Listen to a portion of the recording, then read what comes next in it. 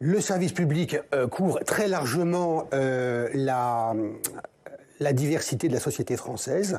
Il est très largement impartial, mais l'impartialité, précisément, il faut arriver à définir ce qu'on entend. Aujourd'hui, la loi dit que l'Arcom est garante de l'indépendance et de l'impartialité.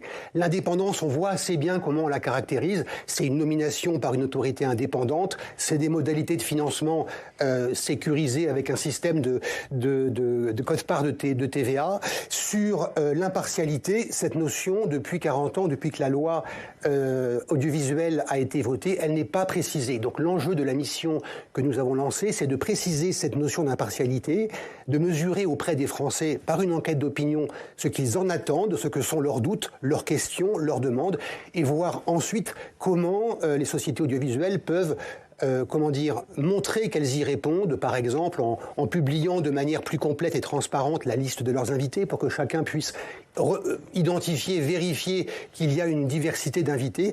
Ce genre de preuves concrètes que France Télévisions, Radio France ont commencé d'ailleurs à mettre en place. Donc il y a un travail à faire sur l'impartialité. Je crois qu'il y a un travail à faire pour réfléchir, examiner ce qu'attendent les Français, qui est aujourd'hui pas forcément aussi bien mesuré, et voir comment on y répond. Ça ne veut pas du tout dire que les antennes de l'audiovisuel public ne soient pas impartiales, mais il y a sans doute un élément de preuve supplémentaire à apporter, de gage à apporter aujourd'hui dans un monde qui est polarisé, qui doute plus, et où une partie de la société exprime sans doute plus fortement qu'avant sa frustration ou son incompréhension.